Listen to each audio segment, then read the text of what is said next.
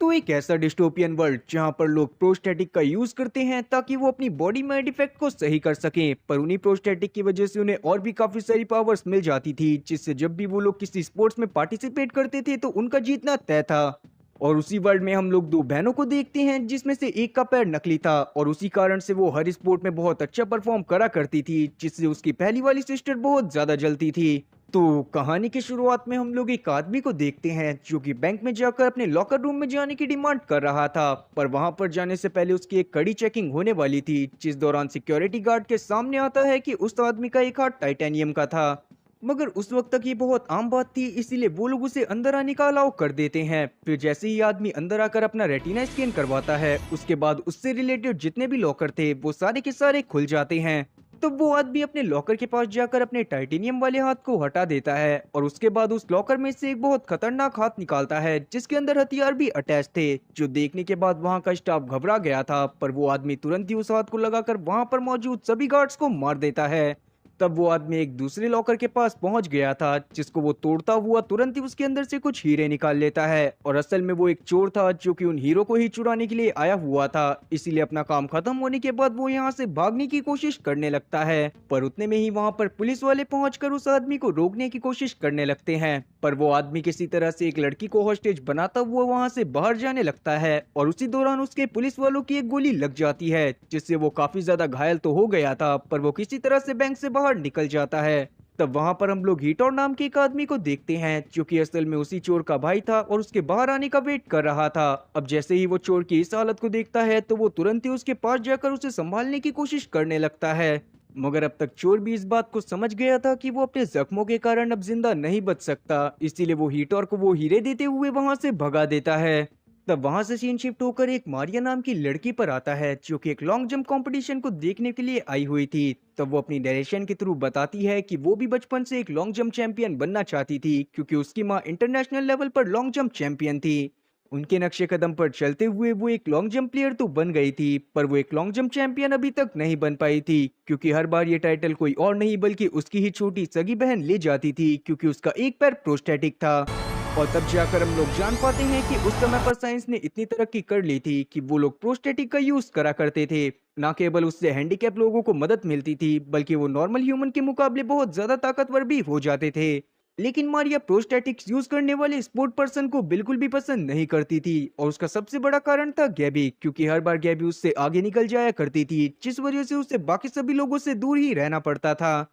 और अभी वो ना चाहते हुए भी फैमिली प्रेशर में गैबी का एक मैच देखने के लिए आई हुई थी, जहां पर गैबी आज एक नए वर्ल्ड रिकॉर्ड को सेट कर देती है, जो देखने के बाद लोग शोर मचाने लगते हैं, पर मारिया का हाल बिल्कुल उल्टा था। अब वापस से हम लोग उसी चोर की डेड बॉडी को देख पाते हैं जो कि अभी भी बैंक के सामने पड़ी हुई थी, और वहां पर काफी सारे पुलिस वाले भी पहुंच गए थे। अब उस आदमी के बारे में थोड़ी जांच पड़ताल करने के बाद पुलिस को पता चलता है कि उस आदमी का नाम एटिलिया था, जो कि पास्ट में एक बॉक्सर था, पर बायोनिक रेवोल्यूशन के दौरान उसका करियर पूरी तरह से बर्बाद हो गया, क्योंकि उस समय के बाद सभी लोग प्रोस्टेटिक का यूज करने लग गए थे, और लोग भी उन्हीं लोगों की फाइट देखना पसंद करते थे जो कि प्रोस्टेटिक का यूज करते थे। और इसीलिए एटिलिया ने अपने हाथ को भी काट दिया ताकि वहां पर वो प्रोस्टेटिक लगवा पाए। पर जब बाद में पुलिस वालों को पता चला कि उसने जानबूझकर अपने हाथ को काटा है, तो उसके बाद उसे प्रोस्टेटिक लगवाने की परमिशन नहीं दी गई, क्योंकि किसी भी प्रोस्टेटिक का यूज करने से पहले ब्रेन सर्जरी के द्वारा अपने दिमाग में एक चिप को लगवाना पड़ता था, जिसको निम बोला जाता था। तब एटिलिया के दिमाग में मौजूद चिप की जानकारी लेने पर पुलिस को पता चलता है कि असल में वो चिप एक प्लेयर की थी जो कि बहुत पहले ही मारा जा चुका है। इसका मतलब यही था कि एटिलिया ने उसकी बॉडी में से उस चिप को निकाल लिया था और अपने अंदर इम्प्लांट करवा लिया था। आगे हम लोग एटिलिया के भाई हीटोर को देखते हैं जो कि अपने बॉक्सिंग क्लब में जाने के बाद वहां एक गज नाम के लड़के से मिलता है, जिसको उसने सारे हीरे दे दिए थे। तब गज भी उन हीरो की क्वालिटी चेक करता है और उसे पता चलता है कि वो सभी हीरे 50 लाख के हैं। तब उनकी बातों से हम लोग जान पाते हैं कि गस उनकी टीम में नया आया था, और जब हीटोर उनसे उनकी टीम में शामिल होने का कारण पूछता है तो गस उसे इतना बोलता है कि वो बस बदलाव चाहता है, जो सुनने के बाद हीटोर भी उसकी बात को मान गया था, पर वहां पर वो अभी भी बहुत ज्यादा परेशान था। अब हीटोर की परेशानी के दो कारण थे। पहला तो ये कि उसे लगभग 1 करोड़ रुपए की जरूरत थी और डायमंड सिर्फ 50 लाख में ही बिकने वाले थे, और दूसरा कारण ये कि उसे एक इंसान की जरूरत थी ताकि वो उसे भी एक बायोनिक बनाकर अपने रेवोल्यूशन को आगे बढ़ा पाए। और ये दोनों ही चीजें उनके मिशन के लिए मस्ट इम्पॉर्टेंट थी। तब गस यहाँ पर हीटर को एक आदमी का सजेशन देता है जो कि उनकी इस रेवोल्यूशन में मदद कर सकता था, और ये बात जानने के बाद हीटर तुरंत ही गस के साथ उस इंसान से मिलने के लिए चला जाता है। तब वो लोग एक वीरान पड़े स्टेडियम में पहुंच जाते हैं जहां पर मारिया अकेले ही रनिंग कर रही थी। तब वो गस को देखकर उसके पास आ जाती है और तब जाकर उनकी बातों से हम लोग जान पाते हैं कि असल में मारिया और गस भाई बहन हैं और इन दोनों का रिश्ता बहुत ज्यादा अच्छा है। तब हम लोग गस के पास्ट सीन को भी देख पाते हैं जहां पर उसकी मॉम के जाने के बाद वो मारिया के काफी ज्यादा क्लोज था, और साथ ही मारिया और गैबी में हमेशा ही कंपटीशन हुआ करता था। पर जहां वो दोनों एथलीट बनना चाहती थी, गस हमेशा मोबाइल में ही घुसा रहता था। तब गस मारिया को अपने मिशन के बारे में बताना चाहता था, मगर मारिया अभी वापस से रनिंग करने के लिए चली जाती है और गस की बात पर ज्यादा ध्यान नहीं देती। और दूसरी तरफ हम लोग बायोना कंपनी को देख पाते हैं जहां पर सारे प्रोस्टेटिक को बनाया जाता था और अभी वहां पर एक बहुत बड़ी मीटिंग चल रही थी। उस कंपनी के मालिक का नाम था डारियो, और वहां पर हम लोग रिकार्डो को भी देख पाते हैं जो कि असल में मारिया, गैबी और गस के पिता थे। तब उन लोगों की बातों से हम लोग जान पाते हैं कि असल में वो लोग किसी तरह से निम को अपडेट करने वाले हैं जिससे प्रोस्थेटिक की पावर 30% और ज्यादा बढ़ने वाली थी। अब जब वो इस बारे में गैबी की मैनेजर वोंडा को बताते हैं तो वोंडा बहुत ज्यादा खुश होती है, क्योंकि अगर प्रोस्थेटिक की पावर बढ़ने वाली थी तो इसका मतलब यही था कि गैबी आगे चलकर और भी नए वर्ल्ड रिकॉर्ड बना पाएगी। दूसरी तरफ हम लोग मारिया को देखते हैं जो कि जब अपनी रनिंग को खत्म कर लेती है तो वो हीटोर से मिलने के लिए चली जाती है, जहां पर हीटोर से बात करने के बाद उसे ये बात पता चलती है कि असल में हीटोर एक रेवोल्यूशन को लाना चाहता है, और उस रेवोल्यूशन को लाने के लिए हीटोर कुछ ऐसा करने वाला था जिससे बायोना कंपनी आगे चलकर किसी भी बायोनिक को बना ही ना पाए। जो जानने के बाद मारिया काफी ज्यादा शॉक होती है और हीटोर से इन सब का कारण पूछती है। और तब हीटर मारिया को एटिलिया के बारे में बताता है कि जब बायोनिक रेवोल्यूशन नहीं आया था तो उस समय पर एटिलिया अपनी पीक पर था, पर जैसे ही बायोनिक रेवोल्यूशन आ गया और लोगों ने प्रोस्टेटिक का यूज करना चालू कर दिया, तब उसके बाद से एटिलिया का करियर पूरी तरह से बर्बाद हो गया।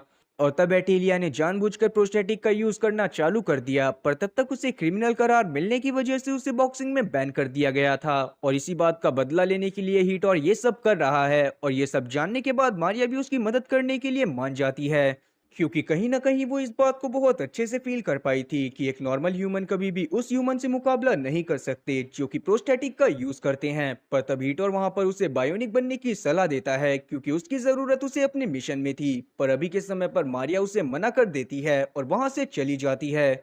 अब रात में हम लोग मारिया को उसकी फैमिली के साथ एक क्लब पार्टी में देखते हैं जहां पर वो एंजॉय करने के लिए आए हुए थे, पर वहां पर अचानक से मारिया और गैबी के बीच में बहसबाजी हो जाती है क्योंकि मारिया को गैबी की इस तरह की सक्सेस बिल्कुल भी अच्छी नहीं लग रही थी। और तब जाकर मारिया को समझ आता है कि सच में दुनिया को रेवोल्यूशन की जरूरत है, क्योंकि अब कोई भी नॉर्मल ह्यूमन को देखना पसंद नहीं करता। सभी लोग सिर्फ बायोनिक्स के बीच में कंपटीशन को देखना पसंद करते हैं, और इसीलिए धीरे धीरे कर सभी कंपटीशन में बायोनिक्स ही पार्टिसिपेट करते जाते हैं।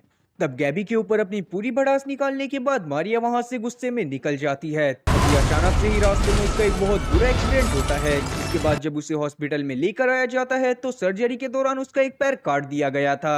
फिर जब होश में आने पर मारिया को इस बारे में पता चलता है तो वो बहुत जोर जोर से रोने लगती है। तब किसी तरह से रिकार्डो और गैबी उसे शांत करवाते हैं और एक इंजेक्शन देते हुए सुला देते हैं। दूसरी तरफ हम लोग पुलिस वालों को हीटर के ग्रुप के बारे में बातें करते हुए देखते हैं, जहां पर वो हीटर के ग्रुप को ढूंढना चाहते थे, क्योंकि कहीं ना कहीं हीटर का ग्रुप कुछ लोगों को बायोनिक बनाने के लिए उनके हाथ पैर को काट दिया करता था ताकि जानबूझकर उन्हें बायोनिक बनाया जा सके। वहीं मारिया भी अभी तक सही होकर अपने घर में आ गई थी, पर वहां पर वो काफी ज्यादा परेशान रहती थी। तब गैबी उसके हौसले को बढ़ाने की कोशिश करने लगती है। तभी अचानक से ही मारिया के पास हीटर का कॉल आता है जिसने उसके लिए एक गिफ्ट भेजा हुआ था, और जब मारिया उस गिफ्ट को खोलकर देखती है तो उसके अंदर एक डॉल थी जिसका एक टांग नकली थी। और तब मारिया समझ गई थी कि वो ऐसे लंगड़ी होकर तो पूरी जिंदगी नहीं बिता सकती, इसीलिए वो अगले दिन जाकर अपने दिमाग में एक निम को इम्प्लांट करवा लेती है, जिसके बाद वो भी अपने प्रोस्टेटिक को यूज करने लग गई थी। और अब अपने आप को इतने दिनों बाद दो पैरों पर खड़ा देखकर मारिया को बहुत ज्यादा खुशी होती है, जिसके अगले दिन से ही उसने अपनी ट्रेनिंग को वापस से चालू कर दिया था ताकि वो अपनी लॉन्ग जंप चैंपियनशिप को कंटिन्यू कर पाए। लेकिन ट्रेनिंग के दौरान वो अभी सही से जंप नहीं कर पा रही होती। तब उसका ट्रेनर उसे थोड़ा सा समझाता है, जिसके बाद मारिया अपने भाई से बात करती है, जिसको जब पता चलता है कि मारिया भी प्रोस्टेटिक का यूज करने लग गई है तब गस को काफी ज्यादा खुशी होती है। जिसके थोड़ी देर बाद वहां पर हीटर भी पहुंच गया था। तब वो मारिया के साथ जाकर रूम में इंटीमेट होता है और उससे बातें करते हुए उसे बताता है कि आज ही उन्हें अपने प्लान को अंजाम देना है। जो बात जानने के बाद मारिया भी इस बात के लिए मान जाती है, पर वो गस को इन सब से दूर रखने को बोलती है। फिर रात के समय में हम लोग बैंक का एक ट्रक देखते हैं जो कि काफी सारा कैश लेकर जा रहा था। तभी अचानक से ही वहां पर मारिया और हीटोर पहुंच जाते हैं जिन्होंने मास्क लगाया हुआ था और वो तुरंत ही उस ट्रक का एक्सीडेंट करवा देते हैं। और अब जब ट्रक में से गार्ड्स निकल कर आते हैं तो हीटोर ने कुछ गार्ड्स को जान से मार भी दिया था, जो देखने के बाद मारिया को बहुत ज्यादा बुरा लगता है, पर अभी वो कुछ भी नहीं कहती। जिसके बाद हीटोर और मारिया उस ट्रक में से कुछ पैसे लेकर वापस से अपने बेस में आ जाते हैं। मगर आज जो भी हुआ था मारिया को वो बिल्कुल भी पसंद नहीं आता और वो हीटोर से इन सब चीजों को रोकने को बोलती है। पर तब हीटोर उसे समझाता है कि असल में उस गार्ड ने मारिया का चेहरा देख लिया था, इसीलिए ही हीटोर ने उसकी जान ली। तभी वहां पर मारिया गस को भी नोटिस करती है, जिसे देखने के बाद उसे हीटोर के ऊपर और ज्यादा गुस्सा आ रही थी, क्योंकि उसने हीटोर से गस को इन सब चीजों से दूर रखने को बोला था। पर तब गस मारिया के पास आकर उसे बताता है कि वो खुद ही इस मिशन में शामिल होना चाहता था और ये प्लान भी उसी का था। और तब जाकर हमें हीटोर के मेन प्लान के बारे में पता चलता है कि असल में हीटोर ने ये पैसे इसीलिए चुराए हैं ताकि वो अपने पास 1 करोड़ रुपए जमा कर सके, जिनको वो कुछ हैकर्स को देने वाला था, जो कि उसे बताने वाले थे कि अगली निम की डिलीवरी कहां पर होने वाली थी। क्योंकि बायोना कंपनी को निम चिप कहीं और से इंपोर्ट करवानी पड़ती थी और उसे बनाने में भी बहुत ज्यादा रिसोर्सेज लगते थे, और अगर ये लोग उन निम चिप को ही चुरा लेते हैं तो आगे चलकर बायोना कंपनी किसी भी प्रोस्थेटिक को नहीं बना पाएगी। तब मारिया वहां पर से गस को लेकर निकलना चाहती थी, पर गस हीटोर का साथ देना चाहता था, इसीलिए वो मारिया को वहां से भेज देता है। और दूसरी तरफ हम लोग बैंक के ट्रक के पास देख पाते हैं, जहां पर पुलिस वाले पहुंचने के बाद वहां पर एक घायल गार्ड से बात करने लगते हैं। और तब वो गार्ड भी पुलिस वालों को बता देता है कि उसके ऊपर जिन्होंने भी अटैक करा था उनमें से एक का पैर नकली था और वो एक लड़की थी। जो बात जानने के बाद पुलिस वालों को लगने लगता है कि हो सकता है कि ये मारिया हो, पर अभी वो किसी भी डिसीजन पर नहीं पहुंचते। दूसरी तरफ मारिया बहुत ज्यादा परेशान थी, क्योंकि वो कभी भी किसी की जान नहीं लेना चाहती थी। फिर जब वो स्विमिंग कर कर बाहर आती है तब उसकी बहन गैबी उसके पास आती है, जो कि उससे बातें करती हुई उसके प्रोस्थेटिक के एक्सपीरियंस के बारे में पूछने लगती है। तभी वहां पर उन दोनों के पिता रिकार्डो पहुंचकर उनको बताते हैं कि उन्होंने उन दोनों के बीच में एक कंपटीशन को अनाउंस करा है, क्योंकि अब दोनों ही लड़कियां बायोनिक हैं, जिससे एक फेयर कंपटीशन होगा और दोनों की ही एबिलिटीज को चेक करा जाएगा। साथ ही अब उस कंपटीशन को देखने के लिए काफी लोग आने वाले थे, जिससे मारिया का करियर भी बूस्ट हो जाता। जो बात जानने के बाद मारिया को तो बहुत ज्यादा खुशी होती है, पर गैबी इस बात से बिल्कुल भी खुश नहीं थी। जिसके बाद जब ये लोग अपनी ट्रेनिंग को चालू करते हैं तब उस दौरान मारिया और गैबी में बहुत जमकर लड़ाई होने लगती है। तब गस और एक पुलिस वाला भी उन दोनों को इस तरह से लड़ाई करते हुए देख रहे थे। तभी अचानक से ही उस पुलिस वाले की नजर गस के हाथ पर जाती है, जिस पर हीटोर के ग्रुप का टैटू बना हुआ था। पर अभी के समय पर वो दोनों तुरंत ही गैबी और मारिया को शांत करवाने के लिए जाते हैं, जहां पर गैबी से लड़ाई करते हुए ही मारिया ने पुलिस वाले की लात मार दी थी। साथ ही मारिया को इस बात से फर्क भी नहीं पड़ता, क्योंकि जब से उसका एक्सीडेंट हुआ था तब से वो पुलिस वालों से बहुत ज्यादा नफरत करती थी, क्योंकि पुलिस वाले अभी तक भी उस आदमी को नहीं ढूंढ पाए थे जिसने मारिया का एक्सीडेंट करा था। अब मारिया के वहां से जाने के बाद पुलिस वाला रिकार्डो और गैबी को साइड में ले जाकर बताता है कि असल में मारिया का जिस कार से एक्सीडेंट हुआ था उसका मालिक तो बहुत पहले ही मारा जा चुका है। साथ ही मारिया के एक्सीडेंट के बारे में एक बात और अजीब थी कि उसका एक्सीडेंट होने से पहले ही पुलिस स्टेशन में कॉल आ गया था कि उसका एक्सीडेंट होने वाला है और पुलिस वालों को वहां पर भेज दिया जाए। इसका मतलब यही था कि उसका एक्सीडेंट किसी ने जानबूझकर करवाया था, पर वो नहीं चाहता था कि मारिया मारी जाए। तब पुलिस वाला वहां पर रिकार्डो से गस और हीटोर के कनेक्शन के बारे में भी पूछना चाहता था, पर अचानक से ही वहां पर गस पहुंच जाता है, जिसे जब सब पता चलता है तो वो तुरंत ही रिकार्डो और गैबी को वहां से लेकर चला जाता है। तब अगले दिन गस हीटोर को कॉल कर कर बता देता है कि पुलिस वाले मारिया से पूछताछ करने के लिए आए थे और वो हीटोर के बारे में पता करना चाहते थे। तभी हम लोग गैबी को भी देख पाते हैं, जिसने गस की सारी बातें सुन ली थी और वो समझ गई थी कि गस और मारिया का हीटोर के साथ कोई ना कोई कनेक्शन जरूर है।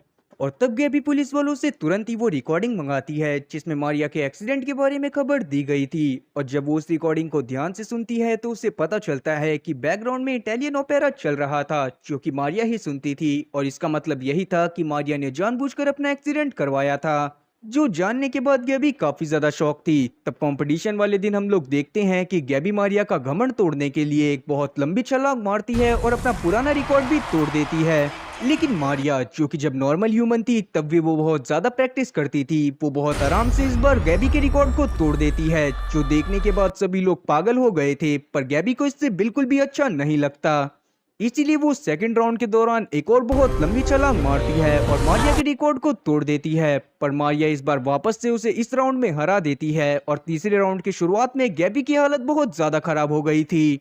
इसीलिए वो जंप करने के बाद बैलेंस को मेंटेन नहीं कर पाती और मुंह के बल जाकर गिर जाती है, जिससे उसको बहुत ज्यादा चोट आई थी और सभी लोग बहुत ज्यादा परेशान हो गए थे। मारिया को भी इस बात से बिल्कुल भी खुशी नहीं होती और वो अपने पिता के ऊपर चिल्लाने लगती है। और अपने पिता के ऊपर वो इसीलिए चिल्ला रही थी क्योंकि उसके पिता ने ही उन दोनों के बीच में कंपटीशन अनाउंस करवाया था। पर तब उसके पिता उसे बताते हैं कि उन्होंने ये सब अच्छी इंटेंशन से करा था। जिसके बाद जब मारिया गैबी से मिलने के लिए चाहती है तो वो गैबी से बहुत अच्छे से बात करती है। मगर गैबी मारिया को देखने के बाद बिल्कुल भी खुश नहीं थी और जब मारिया उससे सारी सच्चाई पूछती है तब गैबी उसे बता देती है कि मारिया ने जानबूझकर अपना एक्सीडेंट करवाया था। पर इस बात को सुनने के बाद मारिया बहुत ज्यादा शॉक होती है और जब वो रिकॉर्डिंग को सुनती है तब वो गैबी को बताती है कि उसने जानबूझकर कुछ भी नहीं करा। और तब जाकर मारिया समझ जाती है कि उसका एक्सीडेंट किसी और ने नहीं बल्कि हीटोर ने करवाया था। और ये बात समझने के बाद उसे हीटोर के ऊपर बहुत ज्यादा गुस्सा आती है और वो डिसाइड करती है कि वो हीटोर से इस बारे में बात करेगी। खैर अब तक हीटोर के पास भी उस जगह की इंफॉर्मेशन आ गई थी जहां पर डायरो निम की डिलीवरी लेने के लिए जाने वाला था। इसीलिए वो तुरंत ही मारिया के पास आता है और उसके साथ एक प्लान बनाने की कोशिश करने लगता है। मगर मारिया जो कि इस बात को जान गई थी कि हीटोर ने जानबूझकर उसका एक्सीडेंट करवाया था, वो हीटोर को भला बुरा बोलने लगती है। तब हीटोर उसके बाल पकड़ता है और उसे बोलता है कि अभी के टाइम पर जो तुम्हें फेम मिला है वो हीटोर की वजह से ही मिला है। मगर अब मारिया उसकी कोई भी मदद करने से साफ इनकार कर देती है और अपने घर में चली जाती है। जहाँ पर जाने के बाद जब वो अपने पानी को पीती है तभी अचानक से ही उसे कुछ हो जाता है, जिसके बाद वो हिल भी नहीं पा रही थी। और तब जाकर हम लोग जान पाते हैं कि हीटोर ने ये सब गस्ट की मदद से करवाया था, क्योंकि उसने उसको धमकी दी थी कि अगर वो ये सब नहीं करेगा तो वो लोग उसके घर में घुसकर उसके पिता को जान से मार देंगे। जिसके बाद हीटोर के सारी साथी वहां पर आकर मारिया के घर वालों को बंदी बना लेते हैं और मारिया को धमकाती हैं कि अगर वो उनकी मदद नहीं करेगी तो वो लोग उसके परिवार वालों को जान से मार देंगे। और अब ना चाहते हुए भी मारिया को उनकी मदद करने के लिए मानना पड़ता है। अब जिस दिन निम की डिलीवरी होने वाली थी उस दिन हीटोर मारिया को लेकर एक बहुत बड़ी बिल्डिंग में जाता है जो कि बायोना कंपनी के बगल में थी। और उस वक्त मारिया का मिशन यही था कि उसे उस बड़ी बिल्डिंग से बायोना कंपनी की बिल्डिंग में जंप करना है, जहां पर से उसे निम का ब्रीफकेस चुरा लेना है। और क्योंकि मारिया एक लॉन्ग जंप एथलीट थी इसीलिए वो बहुत आराम से उस बड़ी बिल्डिंग से दूसरी बिल्डिंग में पहुंच जाती है, जहां पर जाने के बाद उसने सभी लोगों को मारते हुए वो ब्रीफकेस चुरा लिया था। जिसको लेने के बाद वो एक गाड़ी में बैठती है और वहां से निकलने की कोशिश करने लगती है। तब रास्ते में उसे हीटोर की बाइक दिखाई देती है जो कि उसकी तरफ आ रही थी, जो देखने के बाद मारिया को बहुत ज्यादा गुस्सा आती है और वो हीटोर की बाइक का एक्सीडेंट कर देती है। पर जब वो नीचे उतरती है तो उसे पता चलता है कि हीटोर की बाइक को गश चला रहा था जो कि अब मर जाता है। और ये सब देखने के बाद मारिया को बहुत ज्यादा दुख होता है, क्योंकि उसने कभी भी नहीं सोचा था कि हीटोर उन चिप्स को लेने के लिए गश का यूज करेगा। तभी उसके सामने हीटोर भी अपने साथियों के साथ आ जाता है, जो देखने के बाद मारिया उसकी तरफ अटैक करने के लिए आगे बढ़ती है। पर तब हीटोर उसे बेहोश कर देता है और सीन आता है वापस से बायोना कंपनी में, जहां पर पुलिस वाले डायरो के पास पहुंच गए थे। अब क्योंकि अब तक डायरो को भी सब कुछ पता चल गया था इसीलिए वो तुरंत ही पुलिस वालों से जल्दी मारिया को ढूंढने के लिए बोलने लगता है। और दूसरी तरफ हम लोग मारिया को देखते हैं, जिसकी जब आंख खुलती है तो उसके बगल में उसकी बहन गैबी बंधी हुई थी। और तब जाकर मारिया नोटिस करती है कि हीटोर उन नेम चिप का सौदा किसी और आदमी से कर रहा था, जो देखने के बाद मारिया समझ जाती है कि हीटोर अब तक उससे अपने भाई के बारे में झूठ बोल रहा था और वो बस नेम चिप को चुराना चाहता था ताकि वो उनका सौदा कर कर पैसे कमा सके।